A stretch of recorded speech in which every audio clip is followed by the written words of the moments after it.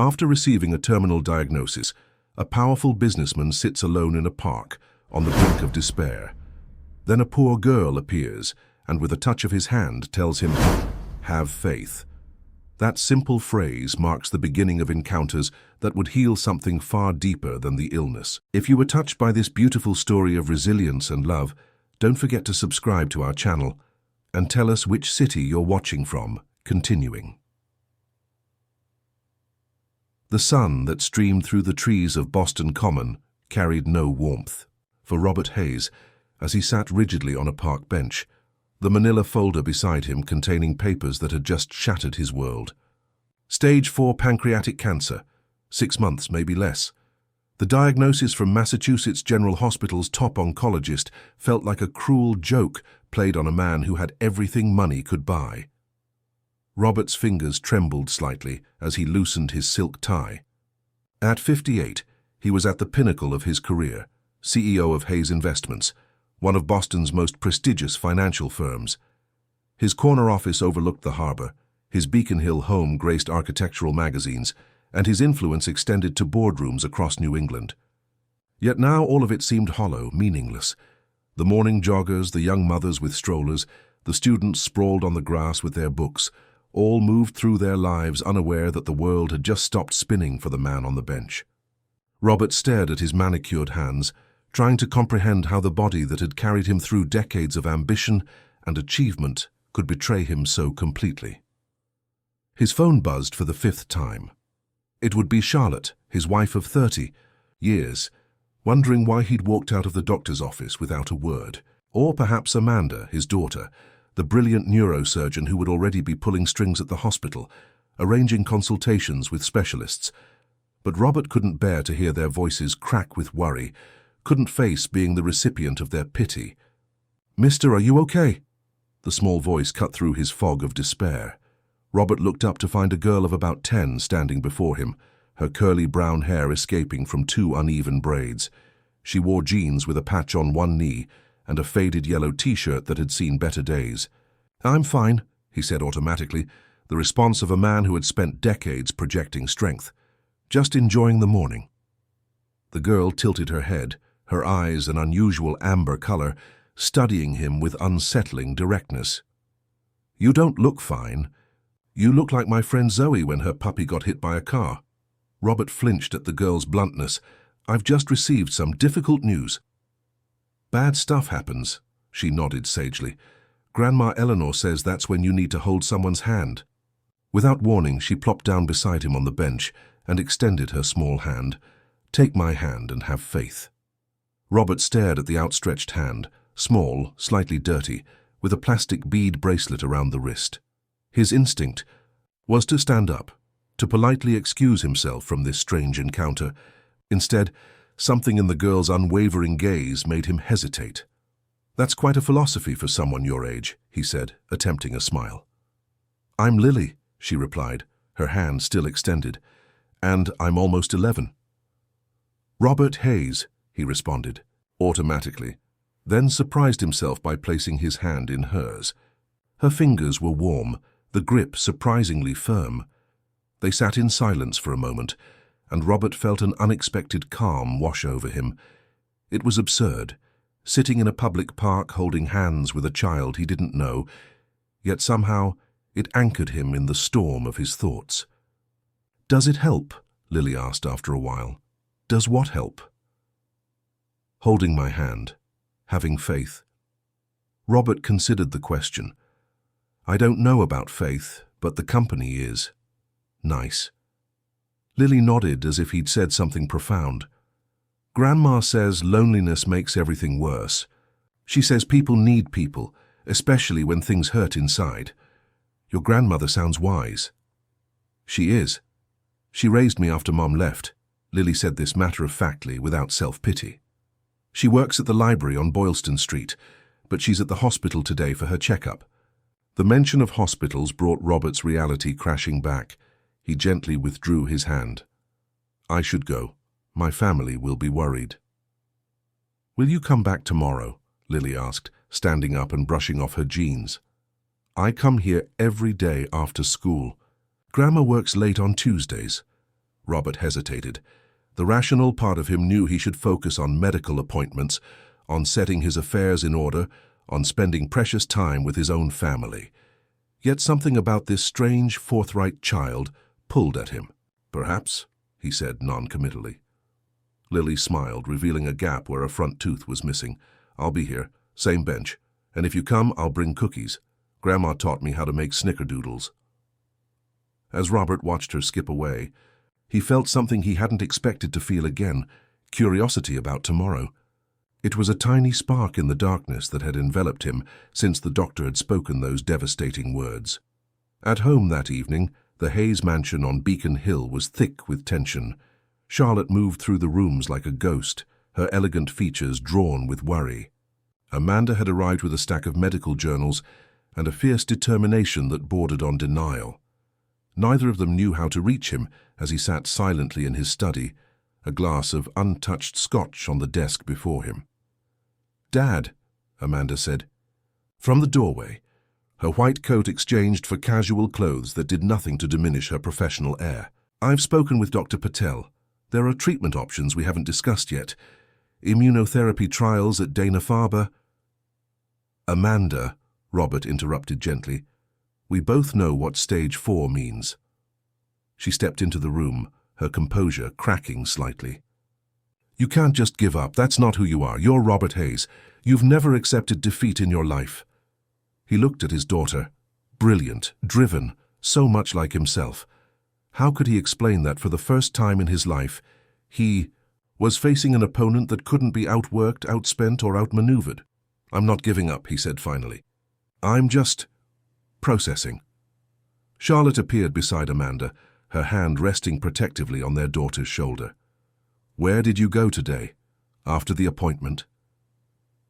"The Common." I needed to think. Charlotte nodded, her eyes shimmering with unshed tears. "Tomorrow we'll make a plan, together." After they left, Robert stood at the window overlooking the city lights. His thoughts drifted to the girl in the park, Lily, with her direct gaze and her talk of faith. It seemed like an encounter from another life, already growing hazy in his memory. Yet the next morning, instead of attending the meeting his assistant had scheduled with the company's legal team, Robert found himself walking through Boston Common, scanning the benches.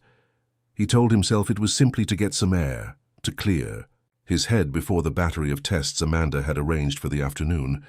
But when he spotted a small figure in a purple sweater sitting on their bench from yesterday, something lightened in his chest. Lily looked up as his shadow fell across her, her face breaking into a wide smile. "You came back!" she exclaimed, patting the space beside her. "I brought snickerdoodles just like I promised." As Robert sat down beside her, accepting a slightly misshapen cookie wrapped in a paper napkin, he couldn't have explained why he was there. But for the first time since the diagnosis, the knot of dread in his stomach loosened just a fraction. "How are you feeling today?" Lily asked, studying his face with that unnervingly perceptive gaze. "I'm not sure," Robert answered honestly. Lily nodded, as if his uncertainty made perfect sense. "That's okay. Grandma Eleanor says sometimes you have to sit with the not knowing until the knowing comes." Robert bit into the cookie, sweet with just the right amount of cinnamon. "Your grandmother has quite a way with words." "You'd like her," Lily said confidently. Then, without warning, she placed her small hand over his. "Take my hand and have faith, Mr. Hayes. Whatever's wrong, it won't always feel this heavy." And sitting there in the spring sunshine with the unlikely company of a child he barely knew, Robert Hayes felt something stir within him, something that, despite everything, felt remarkably like hope. The visits to Boston Common became a ritual. Every afternoon for the next 2 weeks, Robert found himself drawn to the park, where Lily waited with her endless questions and uncanny wisdom. His medical appointments filled his mornings, a blur of blood tests, scans, and grim-faced specialists, but his afternoons belonged to the bench by the old oak tree and the little girl who had somehow become a beacon in his darkening world. "Why do you wear a tie every day?" Lily asked one Wednesday, swinging her legs as she nibbled on an apple. "Is it because someone makes you?" Robert chuckled, loosening the silk around his neck. "Force of habit, I suppose." In my world, appearances matter. What world is that? The business world, finance. He searched for words a child might understand. I help people make money grow. Lily considered this, her brow furrowing. Like a gardener, but for dollars instead of flowers. Something like that, Robert smiled, surprised by the apt metaphor.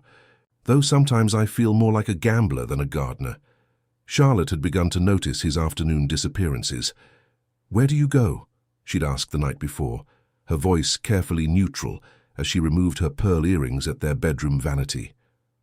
You're not at the office, I called, and Amanda says you've been skipping physical therapy. He hadn't known how to explain these meetings without sounding absurd. How could he tell his sophisticated wife? That he was spending his afternoons with a schoolgirl on a park bench? That somehow these conversations were keeping him anchored, when everything else, the aggressive treatment plan, the hushed conversations that stopped when he entered rooms, the pitying glances from colleagues, threatened to sweep him away. Just walking, he'd said, thinking. Now, watching Lily toss pieces of her apple core to the squirrels, Robert realized she knew nothing about his condition. And like everyone else in his life, she didn't look at him and see a terminal diagnosis. She simply saw him, Robert, not as a patient or a case study, but as a person. My grandma's getting worse, Lily said suddenly, her voice small. She's been coughing a lot at night. She thinks I don't hear her, but I do. Robert felt a pang of concern. Is she seeing doctors? Lily nodded. She goes to the free clinic on Hampton Street, but she doesn't like to talk about it. She says worry is like paying interest on a debt you might never owe. Your grandmother has quite a collection of sayings. She reads a lot of books. Lily turned to face him, her amber eyes serious. Mr. Hayes, can I tell you something important? Of course. I'm scared. The admission came out in a whisper. Grandma Eleanor is all I have. If something happens to her tea. The vulnerability in her voice struck Robert like a physical blow. Here he was, surrounded by family, resources, the best medical care money could buy, while this child faced her fears with nothing but a collection of borrowed wisdom from her grandmother. Without thinking, he reached out and took her small hand in his. Take my hand and have faith, Lily, he said, echoing her words from their first meeting. Whatever happens, you won't be alone. The promise hung in the air between them. It was impulsive, perhaps even irresponsible given his own prognosis. Yet something about it felt right, as if by offering comfort to this child, he was finding purpose in the time he had left. That night, Robert sat in his home office, reviewing his will with a new perspective. His financial affairs had always been meticulously organized, but now he found himself questioning the legacy he would leave behind. What would it mean to be remembered only as a successful businessman? What imprint would he truly leave on the world? His phone chimed with a message from Amanda. Dad, Dr. Schwartz can see you tomorrow for a second opinion. 9 a.m., I'll pick you up. Robert stared at the screen, feeling the weight of his daughter's determined optimism. Amanda refused to accept the prognosis, channeling her fear into action, into medical journals and specialist consultations. She was fighting for him with everything she had. Charlotte, by contrast, had retreated into a quiet efficiency, managing his medications, his diet, the household's new rhythms with the practiced grace of a woman who had spent decades making difficult things look easy. Her eyes betrayed her fear only when she thought he wasn't looking. The next morning, as Amanda drove them to the hospital, her knuckles white on the steering wheel, Robert found himself thinking of Lily. Do you believe in intuition? He asked suddenly. Amanda glanced at him, surprised by the non sequitur. In medicine, we are trained to trust evidence, not hunches. Not in medicine, in life. She was silent for a moment, navigating through the Boston traffic. I suppose I believe there are things we understand before we can explain why we understand them, she said finally. Why do you ask? Robert gazed out the window at the passing city. I've met someone who makes me feel different, like maybe there's more to all this than we can see. Amanda's expression tightened. Dad, if you're looking into alternative treatments, please talk to me first. There are so many scammers preying on people in your situation. It's not that, he interrupted gently. It's a child, actually. A little girl I met in the park. She has this way of looking at the world. It's refreshing. Confusion flickered across Amanda's face. A child? I don't understand. Neither did Robert, not fully. How could he explain that in Lily's presence, the crushing weight of his diagnosis seemed to lift, if only temporarily?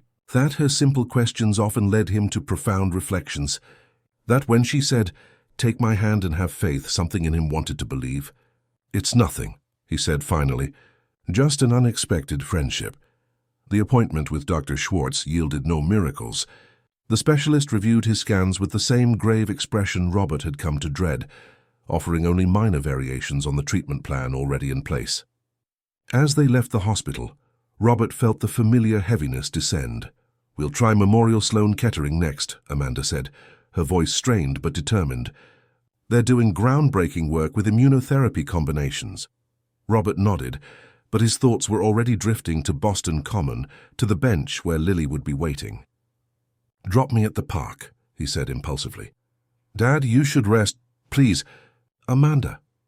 Something in his tone made her relent. As Amanda's car pulled away from the curb, Robert felt a sense of liberation. Here among the trees and open sky, he wasn't defined by his illness. He spotted Lily immediately, her familiar yellow backpack propped against their bench. But something was wrong. Even from a distance, he could see her hunched posture, the way her small shoulders shook. "Lily," he called, quickening his pace. She looked up, her face streaked with tears. "Mr. Hayes," she choked out. "Grandma Eleanor is in the hospital. She collapsed at work this morning." Without hesitation, Robert sat beside her and pulled her into a gentle embrace. Lily's body was rigid for a moment before she collapsed against him, her tears soaking into his expensive suit jacket. "Which hospital?" he asked when her sobs had quieted. "Boston General." Lily wiped her eyes with the back of her hand. "The librarian called an ambulance, but I don't know how to get there, and the bus costs money, and—" "I'll take you," Robert said firmly. "Right now." 20 minutes later, they walked through the hospital entrance, Lily's hand clutching his tightly. Robert approached the information desk with the authority of a man accustomed to being obeyed. "Eleanor?" He glanced down at Lily. "Winters," she supplied. "Eleanor Winters." The receptionist tapped at her keyboard. "She's in the emergency department, Bay 14. "Are you family?" "Yes," Robert said without hesitation. "We are." As they navigated the hospital corridors, Robert felt a strange sense of role reversal. Hours earlier, he had been the patient, subjected to the institutional routine of illness. Now he was the protector, guiding Lily through the same sterile maze with a confidence he didn't entirely feel. Eleanor Winters lay on a narrow hospital bed, an oxygen cannula in her nose and an IV in her arm. She was thinner than Robert had imagined from Lily's descriptions, her grey hair cropped short, her face lined but dignified. She looked up as they entered, her eyes the same unusual amber as Lily's, widening with surprise. "Lily Bean," she said, her voice raspy. "How did you get here?" Lily rushed to her grandmother's side. "Mr. Hayes brought me. He's my friend from the park." Eleanor's gaze shifted to Robert, assessing him with the direct scrutiny that he now recognized as a family trait. "You're the businessman," she said. "Lily's told me about you." Robert stepped forward, suddenly aware of how this might appear, a wealthy stranger bringing a child to visit her hospitalized grandmother. "Robert Hayes," he introduced himself. "I hope you don't mind that I brought Lily." She was quite concerned. Eleanor's expression softened as she looked at her granddaughter. "Not at all. Thank you for taking care of her." While Lily chatted with Eleanor, Robert stepped into the corridor and approached the nurses' station. "Excuse me," he said to the attending physician he spotted reviewing charts. "I'd like to speak with you about Eleanor Winters." The doctor, young, harried with the exhausted efficiency of someone too busy for social niceties, glanced up. "Are you family?" Robert hesitated only briefly. "Yes, what's her condition?" The doctor lowered his voice. "Pneumonia, fairly advanced. We're starting her on IV antibiotics, but with her history of COPD, we're watching her closely. She should have come in days ago. And her prognosis? We'll know more in 24-48 hours. She'll need to stay for observation, possibly longer." Robert stood in the hospital corridor, a decision forming in his mind. As he watched Lily through the doorway, holding her grandmother's hand with such gentle care, he knew he couldn't leave them to face this alone. "She'll need a place to stay," the social worker had told him minutes earlier, her tone professional but concerned. "With Ms. Winters hospitalized, the child will need temporary placement. Does she have other family members we can contact?" Lily's words echoed in his memory. "Grandma Eleanor is all I have." Robert straightened his tie, a businessman preparing to close a deal. "That won't be necessary. She'll be staying with me." The social worker had regarded him skeptically. "And you are—" "A family friend," Robert replied with more confidence than he felt. "I have Eleanor's trust. You can confirm with her." Now, as he re-entered the hospital room, Eleanor's shrewd gaze met his. "They're keeping me at least overnight," she said. Her breathing labored despite the oxygen support. "The social worker mentioned you've offered to take Lily." Robert nodded. "If that's acceptable to you. She would have her own room, complete safety, and my wife and daughter will be there as well." He realized as he spoke that he hadn't consulted either Charlotte or Amanda, but pushed the thought aside. "It would only be until you're recovered." Eleanor studied him for a long moment. "Lily trusts you," she said finally. "That counts for something. She's a good judge of character, always has been." She beckoned Robert closer, lowering her voice so Lily, who was arranging the flowers a nurse had brought, couldn't hear. "Why is a man like you spending afternoons with my granddaughter on a park bench?" The question was direct, without accusation but demanding honesty. Robert met her gaze steadily. "I'm ill," he said simply. "Terminally, according to my doctors. Lily doesn't know. She helps me forget for a little while." Understanding dawned in Eleanor's eyes. "And she says the same about you. That you help her forget she's different from other children." She sighed, a rattling sound that concerned Robert. "Very well, but I want your address, phone number, and your wife's name. And Lily keeps her cell phone with her at all times." The drive to Beacon Hill was quiet. Lily sat in the back seat of Robert's Mercedes, her small yellow backpack clutched to her chest, her eyes wide as they pulled up to the imposing brownstone. "You live here?" she whispered, as Robert helped her from the car. "It looks like a castle." Robert smiled, seeing his home through her eyes, the ornate facade, the pristine landscaping, the sheer scale of the place. "It's just a house," he said. "Big, but still just a house." Inside, Charlotte was waiting in the foyer, her expression a careful mask that Robert had learned to read over 30 years of marriage. Surprise, concern, and a flicker of something else, disappointment perhaps that he hadn't prepared her. "Charlotte," he said, ushering Lily forward with a gentle hand on her shoulder. "This is Lily. She'll be staying with us for a few days while her grandmother is in the hospital." Charlotte's gaze moved from Robert to the child, taking in the worn jeans, the scuffed sneakers, the slightly too small coat. To her credit, she recovered quickly, her innate social grace prevailing. "Hello, Lily," she said, her smile warming. "You must be hungry after such an eventful day. How about some dinner?" As Charlotte led Lily toward the kitchen, Robert caught his wife's backward glance, a look that clearly communicated they would be discussing this development later. That discussion came after Lily had been settled in the guest room adjacent to Robert's study. Overwhelmed by the queen-sized bed with its plush comforter and mountain of pillows. "Who is she, Robert?" Charlotte asked, her voice hushed as they stood in their bedroom. "And why is she in our home?" Robert sank onto the edge of the bed, suddenly exhausted. The day's events, the doctor's appointment, Lily's tears, Eleanor's hospitalization, the decision to bring Lily home had drained him completely. "She's the child I told you about. The one I've been meeting in the park." Charlotte's expression tightened.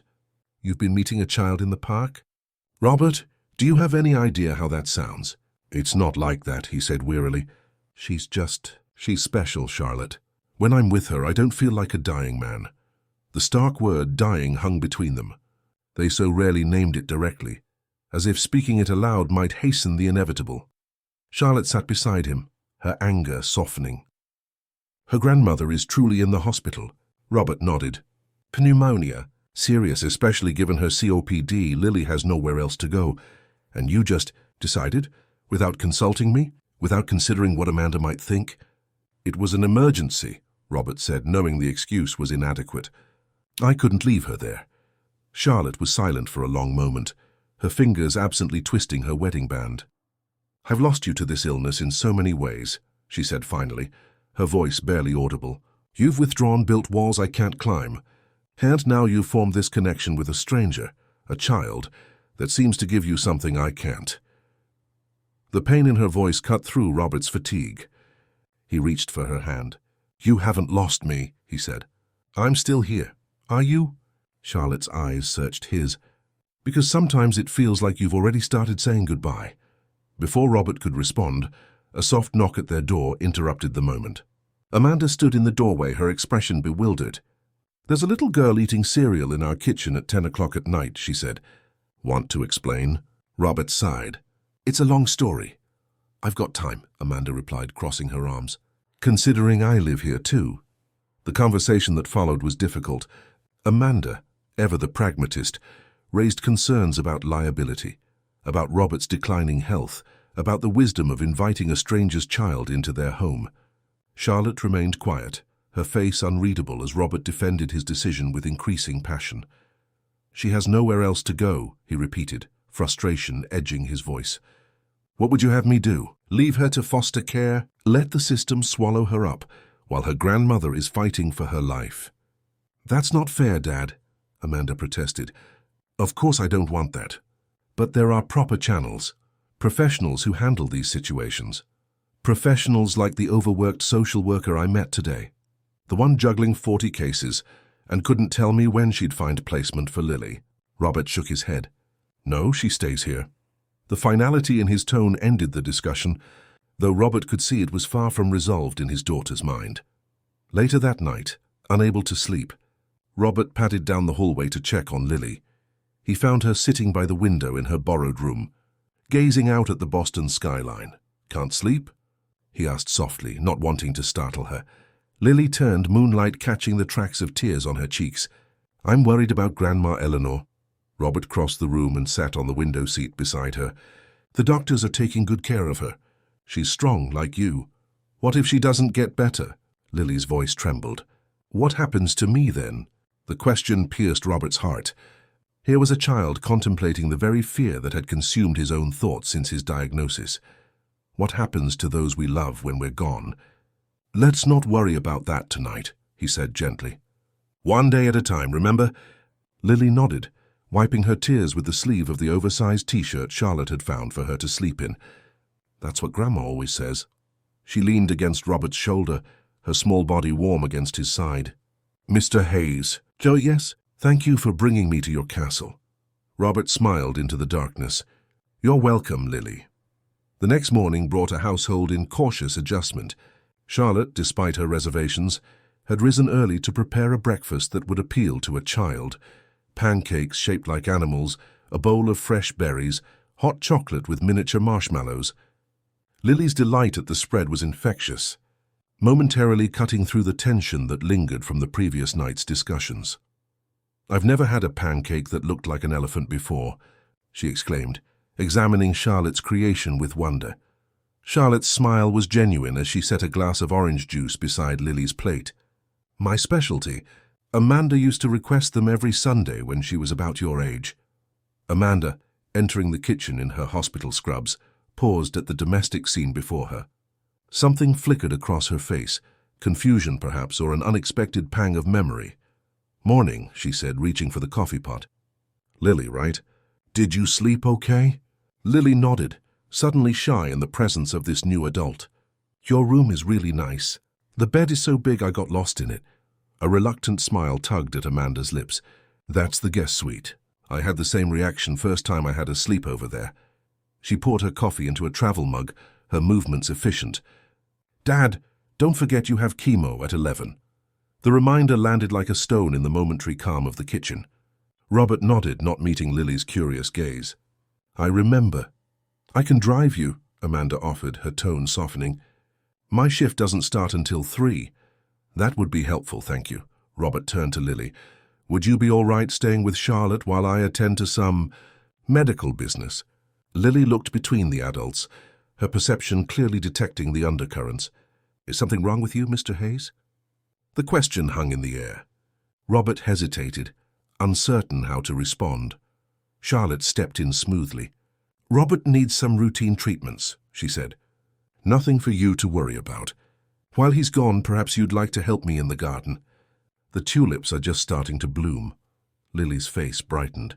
I love tulips. Grandma and I grow them in pots on our fire escape. Later, as Amanda drove him to the hospital, Robert found himself wondering how Lily was managing with Charlotte.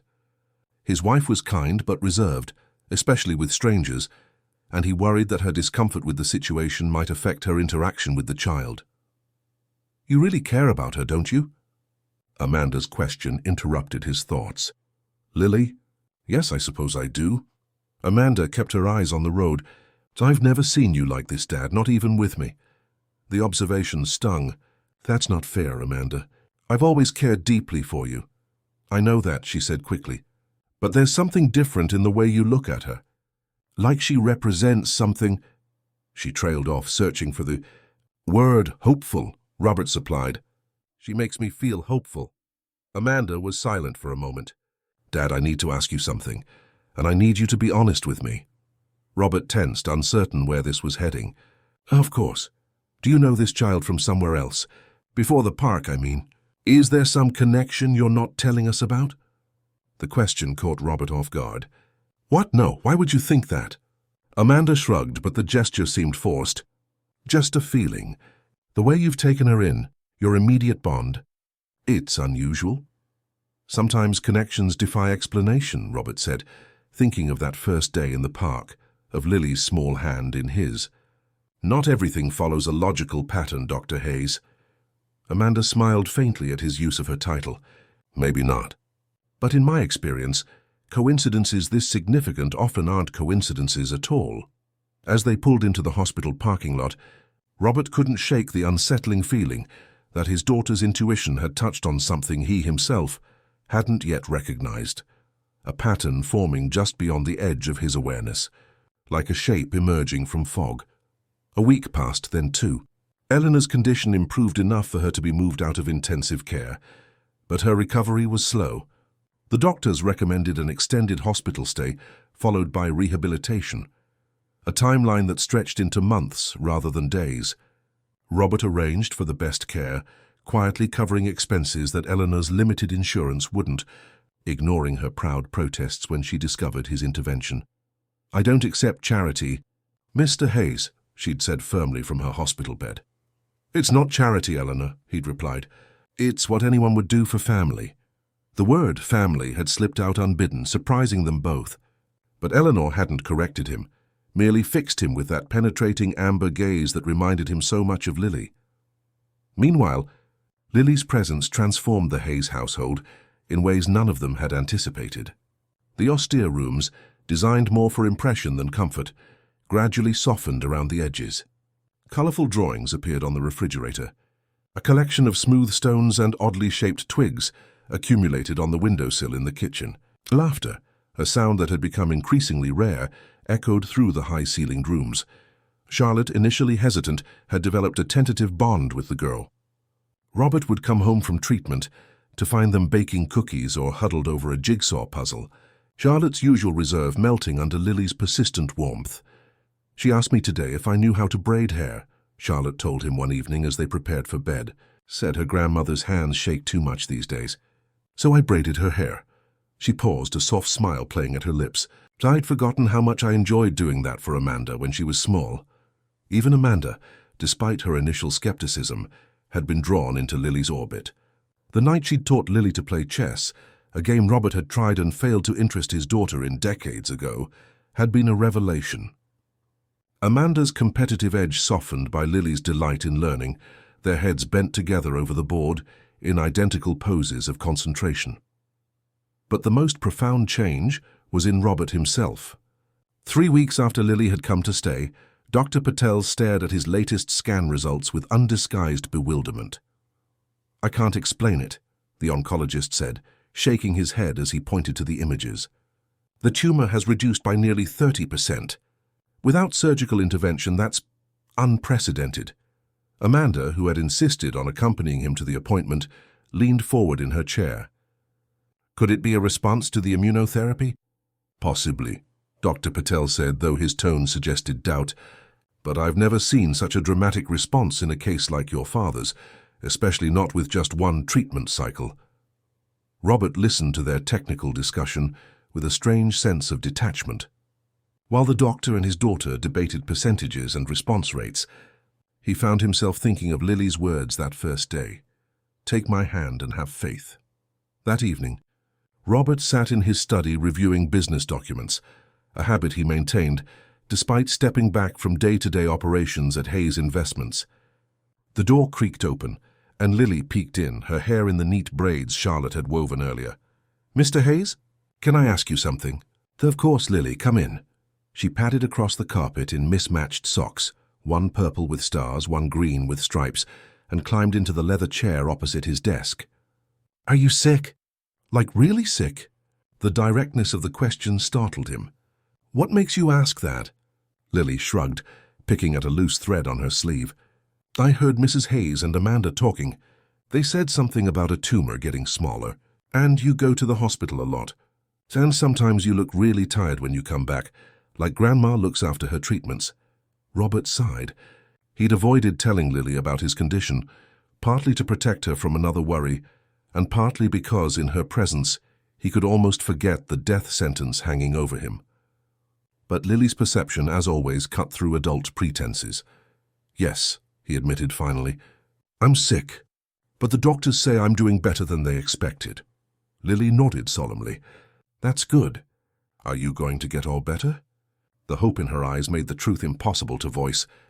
"The doctors aren't sure yet," he said instead. "But I'm fighting very hard."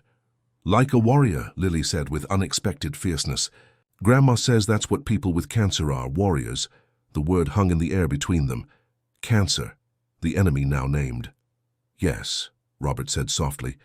"Like warriors." Lily slid from her chair and came around the desk. Without hesitation, she wrapped her arms around his neck in a tight hug. "You'll win," she whispered. "I know it." That night, for the first time since his diagnosis, Robert slept deeply and without nightmares. The next morning brought an unexpected visitor. Robert was in the kitchen with Lily, attempting to recreate Charlotte's animal pancakes with limited success, when the doorbell rang. "That'll be Mrs. Peterson," Lily said, referring to the tutor Charlotte had arranged so she wouldn't fall behind in her schoolwork. But when Robert opened the door, he found a woman he didn't recognize, early 30s, with tired eyes and a nervous energy that manifested in the way she shifted her weight from foot to foot. "Mr. Hayes?" she asked, her voice higher than he expected. "I'm Jessica Davis, Lily's mother." The statement hit Robert like a physical blow. "Lily's mother?" The woman nodded, pushing a strand of dyed blonde hair behind her ear. "Eleanor called me, told me Lily was staying with you while she's in the hospital." Her eyes darted past him, scanning the elegant foyer. "I'd like to see my daughter."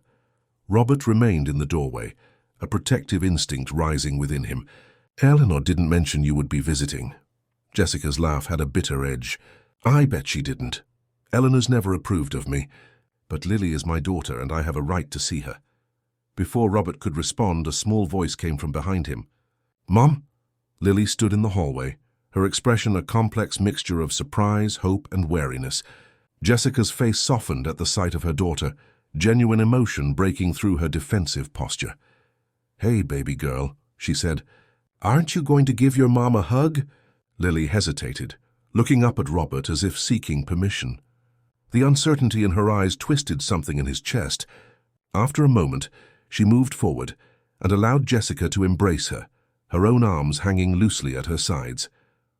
Robert stepped back, feeling suddenly like an intruder in a private moment. "Why don't we move to the living room?"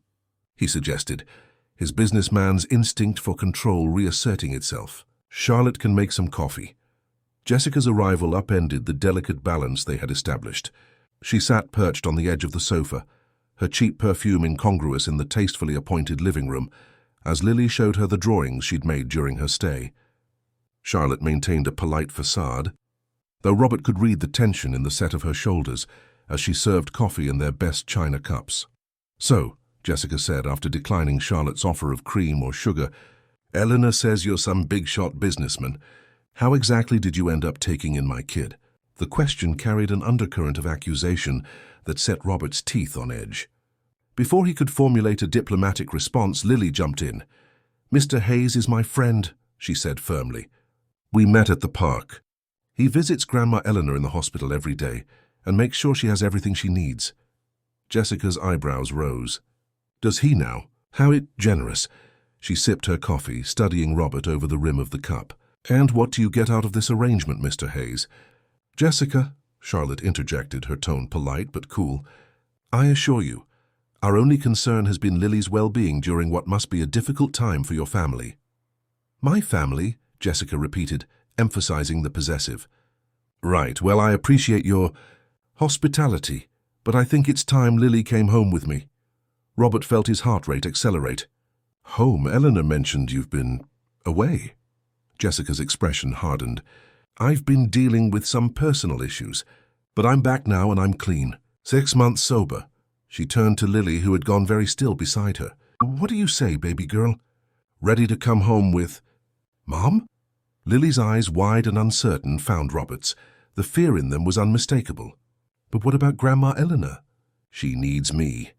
Grandma's got plenty of help, apparently, Jessica said with a glance at Robert. And I've got a new apartment in Dorchester. It's small, but you'll have your own room. Charlotte, sensing the tension, suggested Lily might like to show Jessica the garden she'd been helping with. As the two went outside, Robert and Charlotte exchanged worried glances.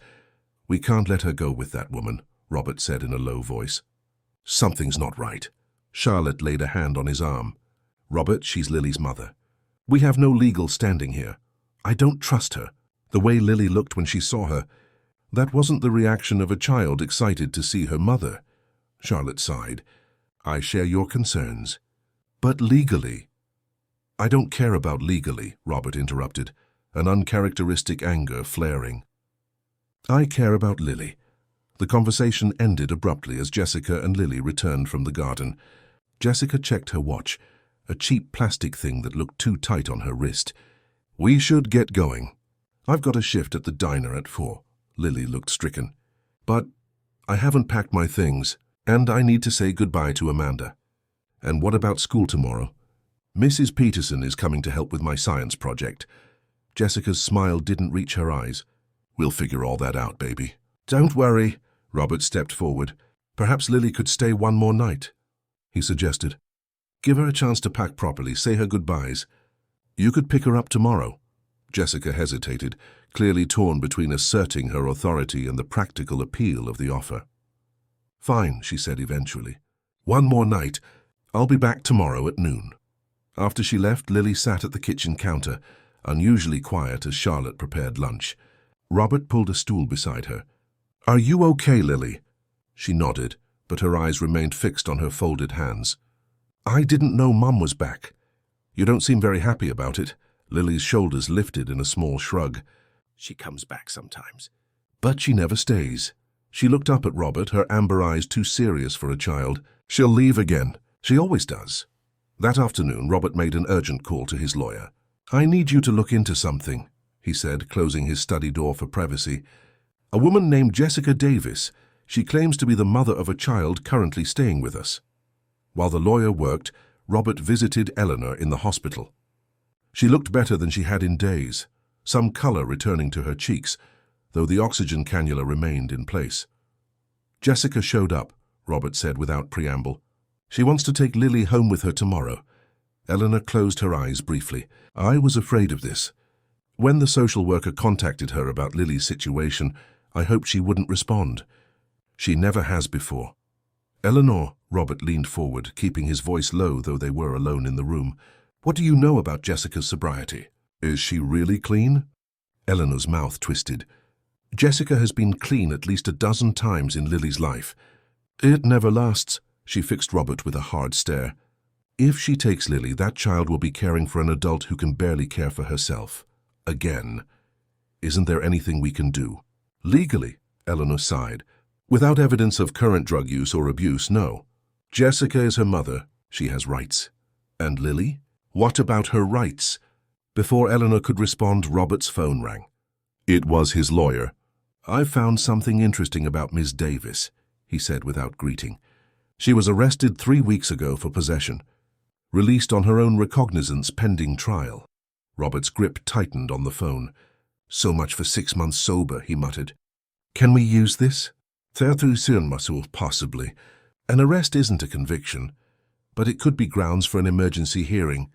especially if the grandmother is willing to file for temporary custody. Robert relayed this information to Eleanor, whose expression turned calculating. "I'd need to appear in court," she said. "The doctors won't like it, but for Lily—" "I'll arrange everything," Robert promised. "The best lawyer, transportation, whatever you need." As he left the hospital, Robert felt a strange lightness despite the stress of the situation. For the first time since his diagnosis, he was fighting for something beyond his own survival. That evening, as Robert helped Lily prepare for bed, a routine they had established over the weeks, involving a glass of water, exactly 2 stories, and a precise arrangement of stuffed animals around her pillow, she asked the question he'd been dreading. "Do I really have to go with Mom tomorrow?" Robert sat on the edge of the bed, choosing his words carefully. "We're working on a different plan, but I need you to trust me, okay? Whatever happens tomorrow, remember that I'm on your side, always." Lily nodded solemnly. "I trust you, Mr. Hayes." She reached for his hand, her small fingers wrapping around his. "Take my hand and have faith, right?" "Right," he whispered, a lump forming in his throat. "Always have faith." Later that night, Robert woke suddenly, a sharp pain lancing through his abdomen. He gasped, curling inward as the spasm intensified. Charlotte stirred beside him. "Robert, what's wrong?" "Pain," he managed between clenched teeth. "Bed?" Charlotte was instantly alert, reaching for the phone. "I'm calling an ambulance."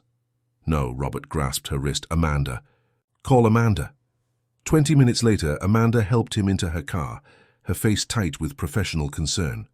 "This could be serious, Dad. The pain location suggests—" "Just drive," he interrupted. "Please?" At the hospital, scans were ordered, blood drawn. Robert lay on a gurney in the emergency department. The pain now a dull throb, rather than the knife edge it had been. His thoughts weren't on his condition, but on Lily, on what would happen if he wasn't there when Jessica arrived the next day. Dr. Patel's face was a study in professional bewilderment as he held up the scan results to the light. "I have never seen anything like this in my entire career," he said, glancing from the images to Robert and back again.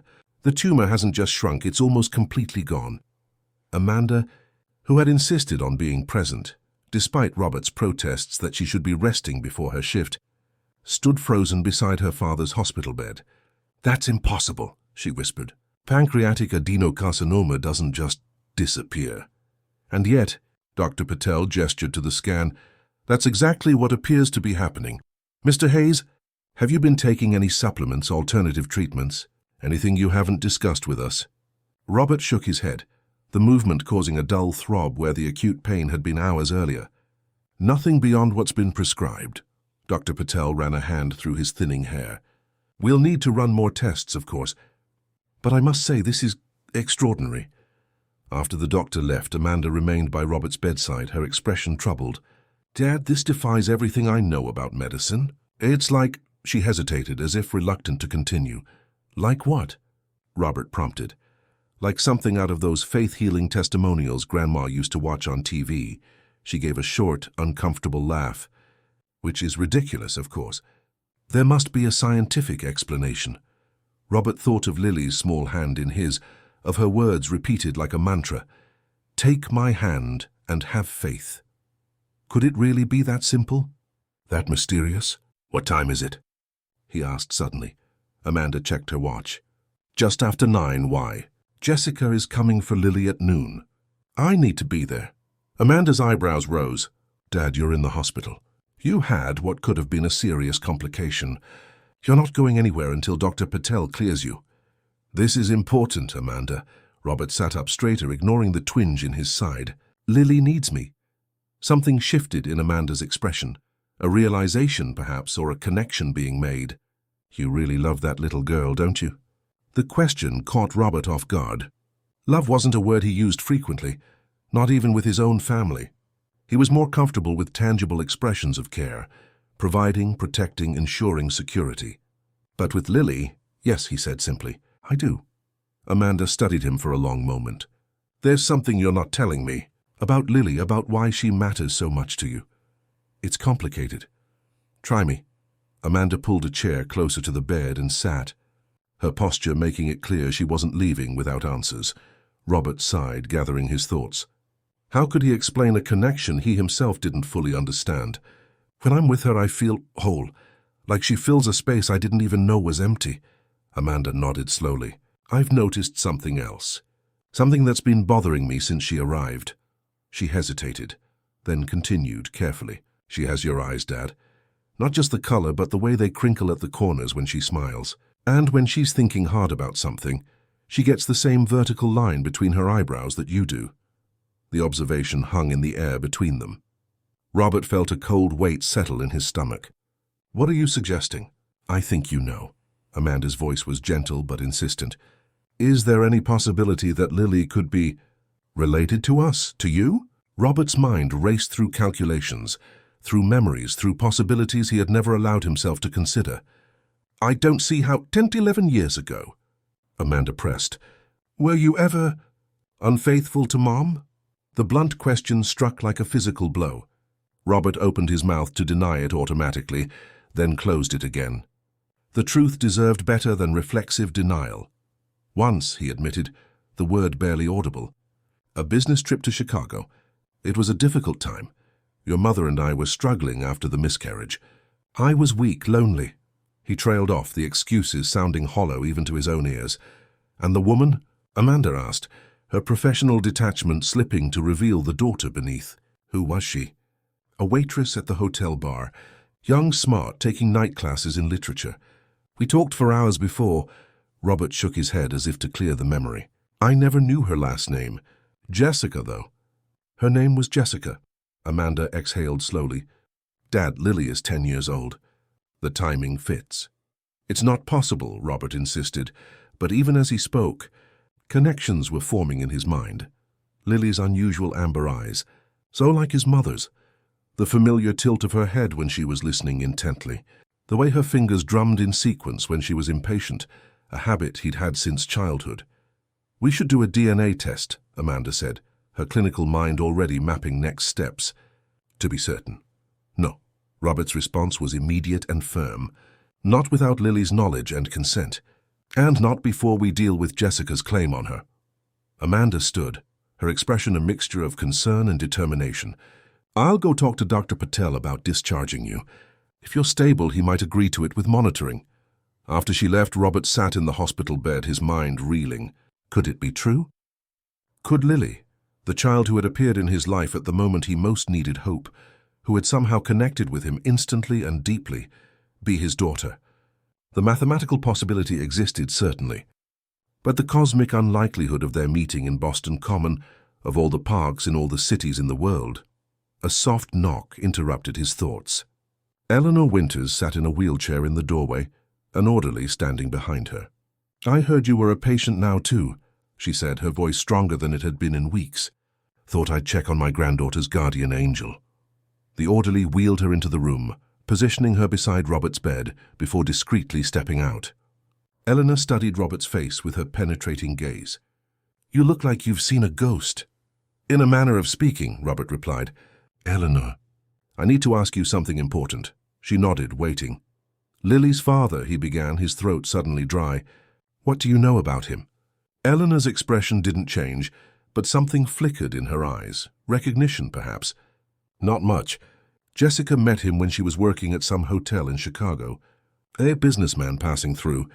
Married, of course. She tilted her head. Why do you ask? Robert swallowed hard. I think there's a possibility that I might be Lily's father. The words hung in the air between them. Eleanor didn't look surprised. Or if she was, she hid it well. I wondered, she said finally. There's something about the way you two connected. And you have the same eyes. You suspected all this time? Eleanor shrugged, the movement limited by her oxygen tubing. Suspected, hoped, feared. A little of each, perhaps. Jessica never told me his name. Said he wouldn't want to know anyway. That's not true, Robert said, a sudden fierce certainty in his voice. If I had known, would you have left your wife? Your perfect life? Eleanor's tone wasn't accusatory, merely practical. Men like you rarely do. I would have provided for her, made sure she was taken care of. Money isn't the same as presents, Mr. Hayes, Eleanor sighed. But that's water under the bridge now. The question is, what happens next? Robert leaned forward, ignoring the pull of the IV in his arm. Jessica is coming to take Lily at noon. She claims to be sober, but my lawyer found an arrest record from 3 weeks ago, possession charges. Eleanor's mouth tightened. I'm not surprised. The pattern repeats. She gets clean, convinces herself she can be a mother, then falls apart when reality doesn't match her fantasy. We need to stop her from taking Lily, at least until we can arrange a proper custody hearing. Eleanor nodded slowly. I'm scheduled for discharge next week. If I can get temporary custody, Lily could stay with me. Or, Robert suggested, his heart racing ahead of his thoughts, she could continue staying with us. Where she's settled, where she's happy. Us? Eleanor raised an eyebrow. Your wife and daughter know nothing about this situation, I imagine. The reminder was sobering. Charlotte. How would she react to learning that the child she'd reluctantly welcomed into their home, then gradually grown to care for, was the product of her husband's infidelity? And Amanda, who'd already begun to piece together the truth. What would this revelation do to her trust in him? I need to tell them, Robert said more to himself than to Eleanor. Before Jessica arrives. Eleanor reached out, her thin hand cool against his arm. Whatever happens, Robert, remember this. Lily's welfare comes first. Not your guilt, not your redemption, not your family's feelings, Lily. Of course, Robert agreed. Always. A nurse appeared in the doorway. Ms. Winters?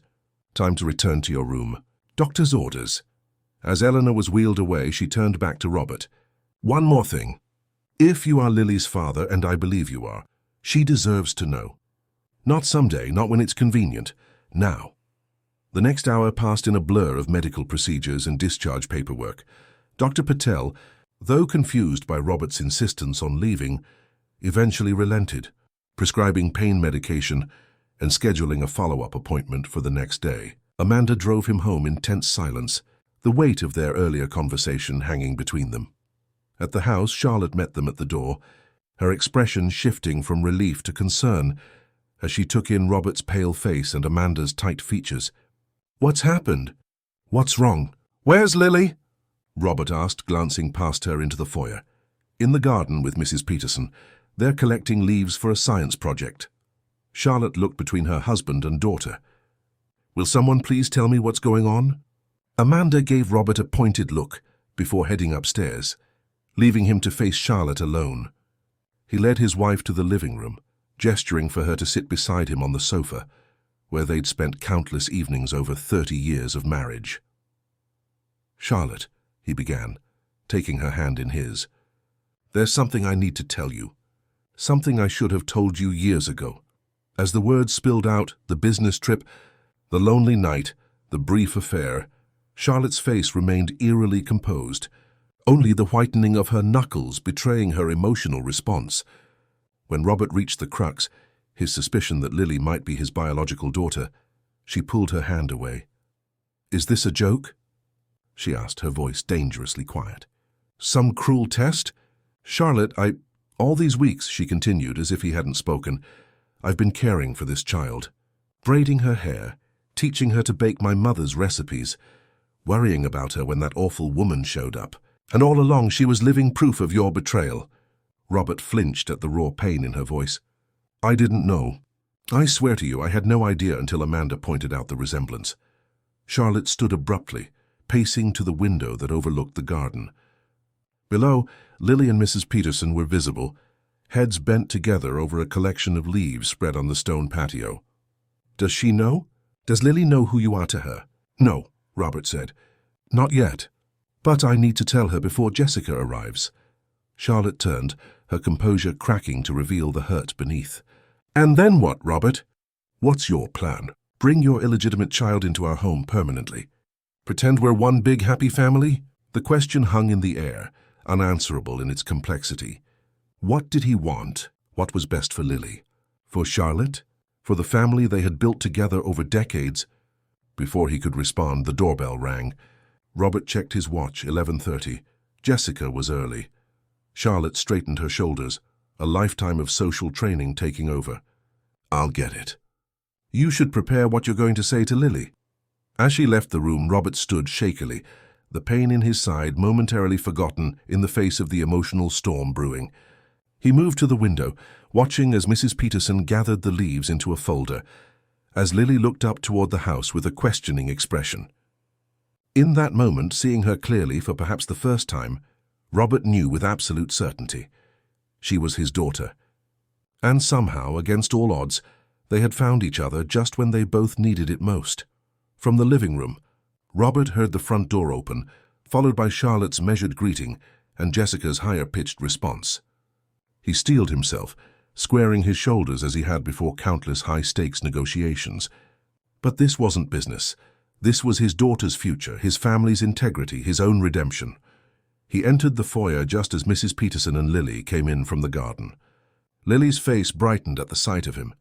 "Mr. Hayes, you're back. I thought you were at the hospital." "I was," he confirmed, forcing a smile. "But I couldn't miss saying goodbye to you." Jessica stood by the door, a large purse slung over her shoulder, her restless energy filling the space. "Well, isn't this cozy?" she said, her smile not reaching her eyes. "Ready to go, baby girl?" "I've got the apartment all set up for you." Lily's smile faltered. She moved closer to Robert, a subtle shift that didn't escape Jessica's notice. "Can't we stay for lunch?" Mrs. Hayes was going to make grilled cheese. Jessica's expression hardened. "We've got plenty of food at home. Go get your things." Charlotte stepped forward smoothly. "Mrs. Peterson, would you mind helping Lily pack her belongings? I believe most of them are in the guest room upstairs." As the tutor led Lily upstairs, the tension in the foyer thickened.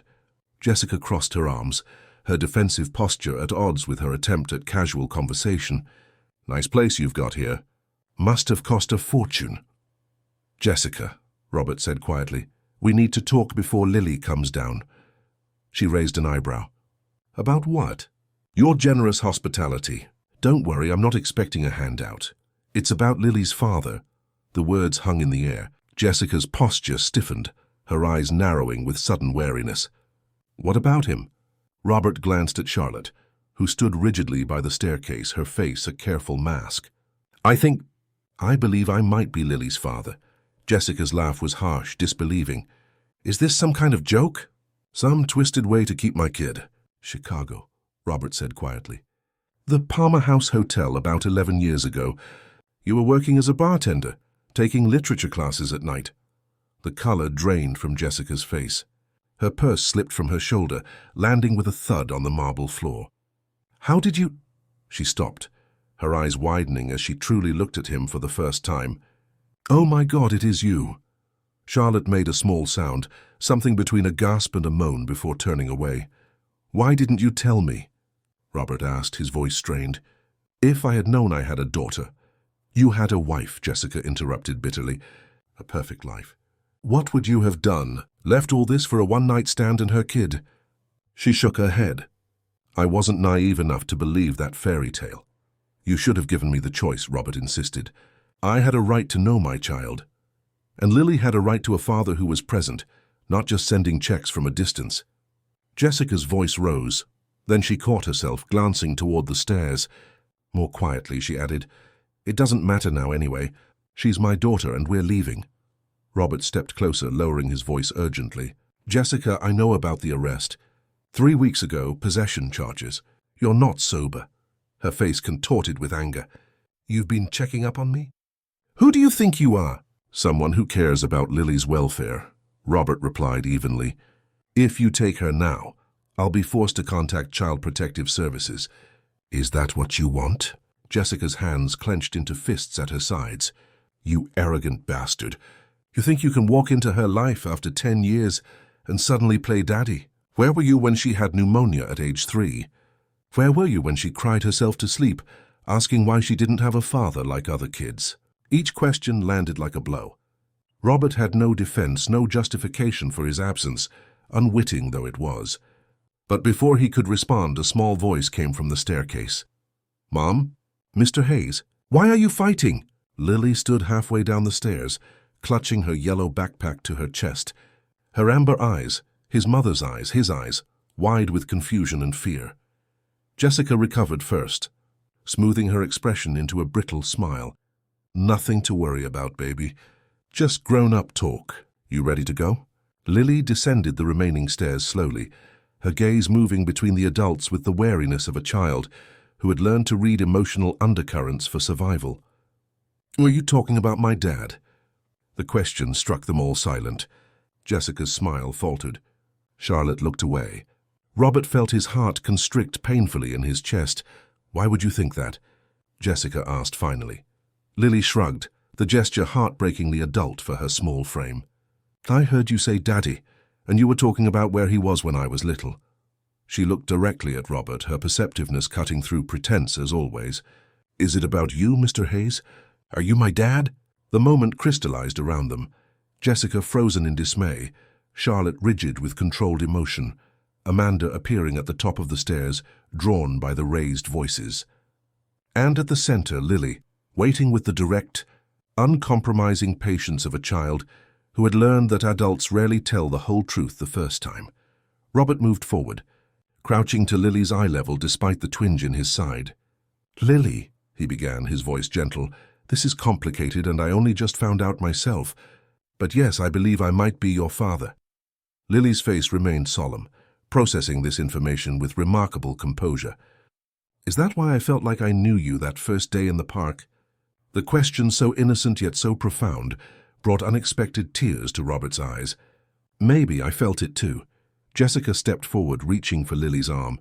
This doesn't change anything. We're still leaving. Lily pulled back, her expression suddenly fierce. No, I want to stay here. With Grandma Eleanor when she gets better and with... She hesitated, looking at Robert. With my dad. That's not how it works, Jessica snapped, her fragile control slipping. I'm your mother. You belong with me. You'll just leave again, Lily cried, tears welling in her eyes. You always do. You'll say you're better, but then you'll start drinking those special sodas that make you sleep all day. And I'll have to make my own dinner and walk to school by myself and pretend everything's okay when the teachers ask. Jessica recoiled as if slapped. Lily, that's not fair. It's true. Lily was fully crying now, years of pent-up hurt pouring out. And I don't want to do it anymore. I want to stay where people are awake in the morning and remember to buy food and care if I'm scared at night. Charlotte moved forward then, placing a gentle hand on Lily's shoulder. Why don't we all sit down and discuss this calmly? She suggested, her voice steady despite the emotional maelstrom. For Lily's sake. The living room became a battleground of restrained emotion. Jessica sat tensely on the edge of the sofa, her fingers fidgeting with the frayed strap of her purse. Lily positioned herself pointedly between Robert and Charlotte on the opposite couch. Amanda stood by the fireplace, her medical training evident in her clinical observation of the scene. I want a DNA test, Jessica said flatly. Before anyone starts making claims, Robert nodded. That's reasonable. I can arrange it immediately. And in the meantime, Charlotte added, her voice carefully neutral, perhaps Lily could remain with us. For stability's sake. Jessica's laugh was bitter. Oh, I see how it is. The rich folks think they can just take my kid because they can give her fancy rooms and private tutors. That's not what this is about, Robert began, but Jessica cut him off. Isn't it? You think you can make up for 10 years of absence by throwing money at the situation. Buy her nice clothes, send her to private school, and suddenly you're Father of the Year. Jessica, Amanda interjected, her professional calm a stark contrast to the emotional tension. No one is trying to take Lily from you. But right now we need to consider what's best for her well-being. You've admitted yourself that your situation is unstable. Jessica turned her anger toward Amanda. Oh, great, now the doctor's psychoanalyzing me. What do you know about my situation? I know about the possession charges, Amanda replied evenly. I know Lily is afraid to go home with you. And as a medical professional, I'm legally obligated to report concerns about a child's welfare. The implied threat hung in the air. Jessica's face crumpled, her defensive anger giving way to a more complex emotion, fear perhaps, or a reluctant recognition of truth. I'm trying, she whispered, so low they almost didn't hear. I'm really trying this time. I know you are, Robert said, surprising himself with the genuine empathy in his voice, and no one wants to keep you from your daughter. But maybe for now Lily could stay somewhere stable while you focus on your recovery. Jessica looked at Lily, who was watching the conversation with the hypervigilance of a child accustomed to monitoring adult moods for signs of danger. Something in that gaze, the wariness, the premature responsibility, seemed to reach Jessica in a way their arguments couldn't. "Would you be happier here?" she asked her daughter, her voice small. "Honestly?" Lily hesitated, torn between truth and loyalty. "I love you, Mom," she said finally. "But yes, I feel safe here." The admission seemed to deflate Jessica completely. She sat back, her shoulders slumping. "Fine, she can stay. For now." She looked up at Robert, a flash of the fierce young woman he'd met years ago visible beneath the layers of hardship. "But I want regular visits. And if the DNA test shows you're not her father, all bets are off." "That's fair," Robert agreed. "And Jessica, I want to help you too. Treatment programs, a stable place to live, whatever you need to get back on your feet." Jessica's laugh held no humor. Classic. Throw money at the problem. She stood, gathering her purse. "I don't need your charity." "It's not charity," Robert said firmly. "It's co-parenting. If I am Lily's father, and I believe I am, then supporting you is part of supporting her." Something in his tone must have conveyed his sincerity, because Jessica paused, studying his. "First, we'll see," she said finally, "after the DNA test." After Jessica left, with arrangements made for a DNA test the following day and a visitation schedule tentatively established, an uncomfortable silence fell over the living room. Lily, emotionally exhausted, had been gently guided upstairs by Amanda for a rest. Robert and Charlotte remained, the weight of decades of marriage and one devastating betrayal hanging between them. "I'll move my things to the guest room," Robert said quietly. Charlotte nodded, her gaze fixed on the window overlooking the garden. "That would be best." "Charlotte," he began, reaching for words adequate to the moment. "I know that sorry isn't enough." "No," she agreed, her voice steady despite the pain evident in her eyes. "It isn't. What I did was unforgivable, not just the affair, but keeping it from you all these years." Charlotte turned to face him, her expression complicated. Hurt, yes, but also a weary kind of understanding. "Did you know, Robert? Somewhere deep down, did you suspect Lily might be yours from the beginning?" He considered the question honestly. "I don't think so. Not consciously. But there was something, a connection I couldn't explain. A feeling of recognition." Charlotte nodded slowly. "I saw it. The way you looked at her. The way you fought for her from the first day. I just didn't understand what I was seeing." She sighed, a lifetime of composure holding even now. "I need time, Robert. Time to process, to decide what this means for us." "Of course," he agreed quickly. "Whatever you need." As Charlotte left the room, her back straight with the dignity that had always been her hallmark, Robert sank onto the sofa, suddenly exhausted. The day's events, the miraculous medical news, the confrontation with Jessica, the truth finally revealed, seemed almost too much to comprehend. A soft knock at the doorway roused him from his thoughts. Amanda stood there, her expression guarded. "Lily's asleep," she said. The emotional toll wore her out. "Thank you for looking after her." Amanda entered the room, sitting across from him in the chair Charlotte had vacated. "Dad," she began hesitantly, "what happens now?" It was the question he'd been asking himself since the moment he'd recognized the possibility that Lily was his daughter. What did happen now? How did one rebuild a family, integrate a child, heal wounds both new and decade-old? "I don't know," he admitted. "I just know I can't lose her again. Even if I didn't know I'd lost her the first time." Amanda's expression softened slightly. "She looks like Grandma, you know."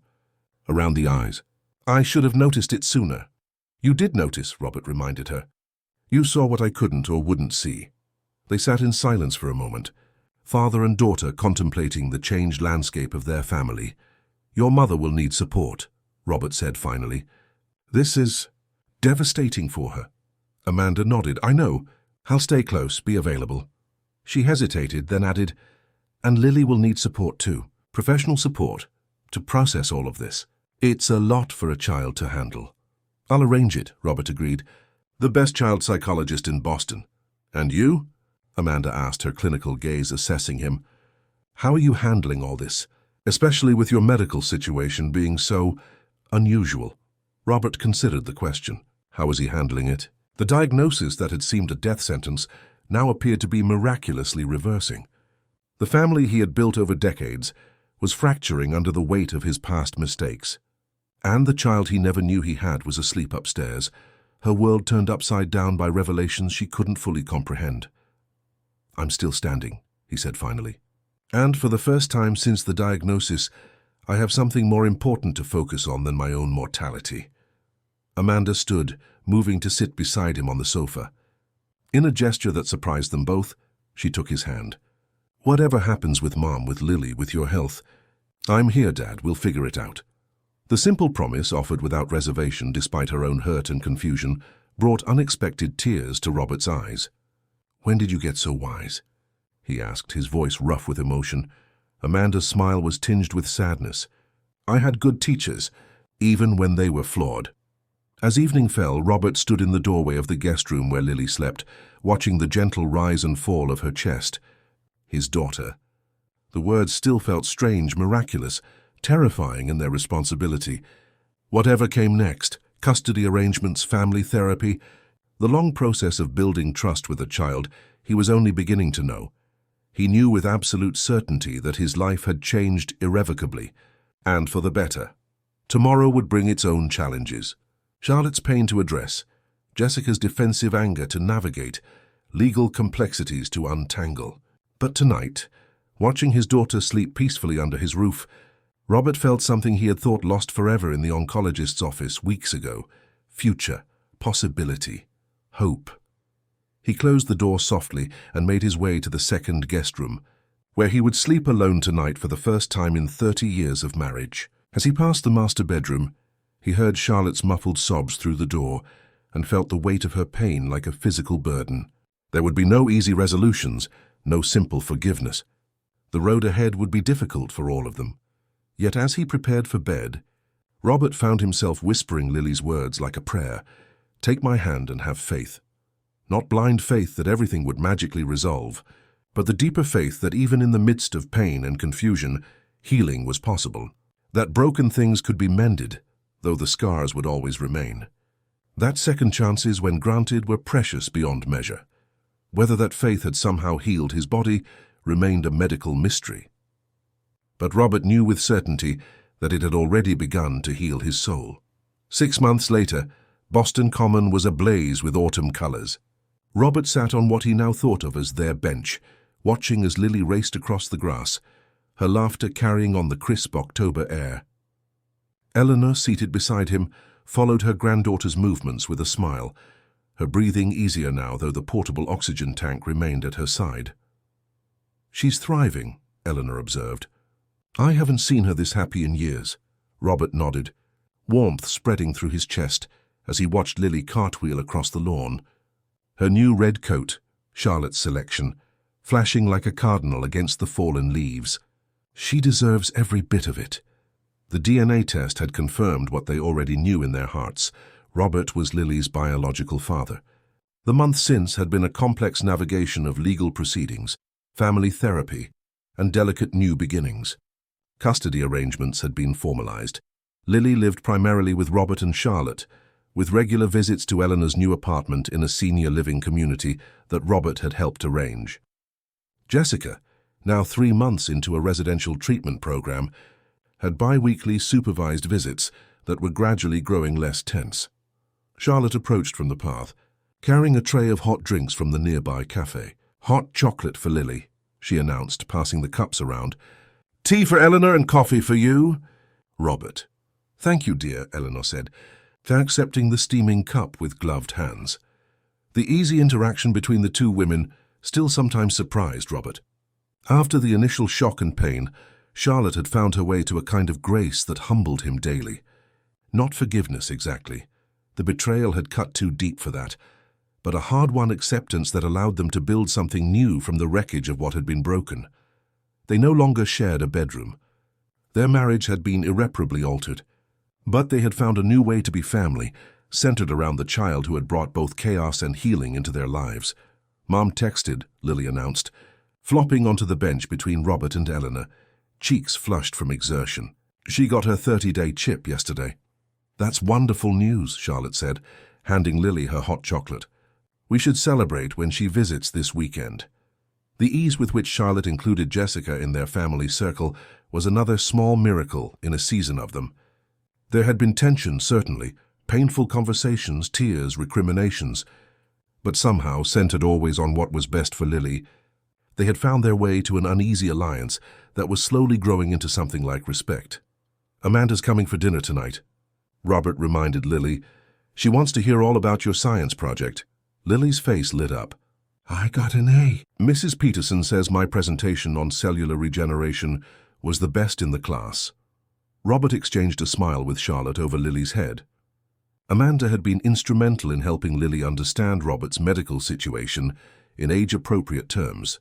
What had once been a frightening adult secret was now a family journey that Lily participated in, complete with child-friendly explanations of scans and treatment protocols. And what a journey it had been. Dr. Patel still referred to Robert's case as the miracle on Beacon Hill in medical conferences, where slides of his scans were presented to baffled colleagues. The pancreatic tumor had continued its inexplicable regression until it was barely detectable. While Robert still underwent regular monitoring, he had been officially in remission for 3 months. Science had no explanation. Amanda wavered between professional skepticism and reluctant wonder. But Lily, with a child's straightforward wisdom, had simply nodded when told the news and said, "Of course you got better. We found each other." Eleanor checked her watch. "We should head back. I've got physical therapy at 3. As they gathered their belongings, Lily slipped her hand into Robert's, a gesture that had become natural between them. "Dad," she said, the word still new enough to send a thrill through him each time she used it. "Can we stop by the bookstore on the way home? I finished the novel Grandma gave me." "Of course," Robert agreed, squeezing her small hand gently. "Literature runs in your blood, after all," Eleanor snorted. "From both sides, though your father's taste runs more to financial journals than the classics." "I'll have you know I've read every Jane Austen novel," Robert protested good-naturedly. "Charlotte's influence, and better for it," Charlotte added with a small smile. As they walked through the park, Robert found himself reflecting on the extraordinary journey of the past 6 months. The path had not been easy. There had been setbacks: Charlotte's initial move to their summer house in Nantucket, Jessica's relapse 2 months into her first treatment attempt, Lily's nightmares and anxiety as she adjusted to the seismic shifts in her world. But there had also been moments of grace that took his breath away. Amanda teaching Lily to use a stethoscope on her stuffed animals. Charlotte and Lily creating a garden of wildflowers in the previously manicured backyard. Eleanor and Jessica, lifelong adversaries, finding common ground in their shared love for Lily during a tense but ultimately productive family therapy session. And most precious of all, the quiet evenings when Lily would climb onto his lap with a book, her head resting against his chest as he read to her, making up for a decade of bedtime stories in nights strung together like pearls. "Penny for your thoughts," Charlotte said, falling into step beside him as Eleanor and Lily walked ahead, deep in conversation about the book Lily had just finished. "Just gratitude," Robert replied honestly, "for all of this. For your strength. For second chances." Charlotte's expression was contemplative. "It's still hard sometimes," she admitted. "Seeing her, seeing you together. The resemblance, the connection, remembering how it all began." "I know," Robert said quietly. "And I'll spend the rest of my life making it up to you if you'll let me." Charlotte shook her head, a sad smile touching her lips. "That's not what I want, Robert. Perpetual penance won't heal anything." She looked ahead at Lily, animated as she described a plot twist to her grandmother. "What I want is for us to build something honest from here, whatever that looks like." They had reached this understanding over months of painful conversations, sometimes facilitated by the family therapist who had become a fixture in their lives. Their marriage would never return to what it had been. Perhaps it shouldn't, given the secrets and silences that had characterized it. But something new was emerging, something built on harder truths but also deeper acceptance. At the edge of the park, Eleanor's senior living transport was waiting. The goodbyes were affectionate but brief. They would all be together again the following day for Sunday lunch, a new tradition that had emerged organically as their unconventional family found its rhythm. As Eleanor was helped into the van, she caught Robert's eye. "Faith," she mouthed, with a meaningful glance at Lily. The word had become a touchstone between them, a reminder of the mysterious thread that had drawn father and daughter together against impossible odds. Later that evening, After a lively dinner with Amanda and a lengthy FaceTime call with Jessica from the treatment center, Robert found himself alone in his study. The room had been transformed in recent months. Financial reports now shared space with children's artwork, legal briefs mingled with middle-grade novels Lily had recommended. A life reshaped, priorities reordered. A soft knock at the door pulled him from his thoughts. Lily stood in the doorway, already in her pajamas, her damp hair freshly braided by Charlotte. "Everything okay, sweetheart?" he asked. She nodded, padding across the room to perch on the edge of his desk. "I was just thinking about something." "What's that?" Lily's expression grew serious, her amber eyes so like his own, thoughtful beyond her years. "Remember that first day? In the park? When I told you to take my hand and have faith?" Robert smiled. "I remember it perfectly." "I didn't know why I said that," Lily admitted. "It just felt like I was supposed to. Like someone was telling me to say it." "Someone?" Lily shrugged. "I don't know. Just a feeling. Like when you know something without knowing how you know it." She swung her legs, studying her mismatched sock feet. "Do you think that happens? That people can be connected even when they don't know each other yet?" The question carried a weight beyond a child's usual curiosity. Robert considered it carefully. "I think," he said slowly, "that there are connections in this life that run deeper than we can understand. That sometimes the heart recognizes what the mind hasn't yet discovered." Lily nodded, satisfied with this answer. "That's what I think too." She hopped down from the desk and moved to hug him, her small arms wrapping around his neck. "Good night, Dad. I love you." "I love you too, Lily," he whispered, the words still new enough to catch in his throat. "More than you'll ever know." After she left, Robert sat in the quiet of his study, marveling at the journey that had brought them here. From a devastating diagnosis to an unexpected encounter, from a child's simple faith to a family reconfigured by truth and forgiveness. His phone chimed with a text from Dr. Patel. "Latest blood work looks perfect. Whatever you're doing, keep it up." Robert smiled, slipping the phone back into his pocket without responding. What was he doing? Living, loving, believing in possibilities he couldn't see or prove, taking each day as the gift it was, rather than the burden it had once seemed. Outside his window, the Boston skyline glittered against the night sky. Inside, the sound of Charlotte's piano drifted up from the living room. Another returned habit, music filling spaces once occupied by silence. Down the hall, Lily's nightlight cast a gentle glow beneath her door, a beacon of the new life that had taken root in their home. Robert Hayes, once defined by his success and later by his illness, now found himself defined by something far more profound, the connections that had saved him in ways no medicine could explain. A daughter found against impossible odds, a wife whose strength had revealed itself in forgiveness, a family cobbled together from broken pieces into something more authentic than what had come before. Tomorrow would bring its challenges. Jessica's eventual return to independent living, Eleanor's ongoing health concerns, the complexities of co-parenting across households and histories, Charlotte's continuing journey of healing, his own medical monitoring. The shadow of uncertainty never completely banished.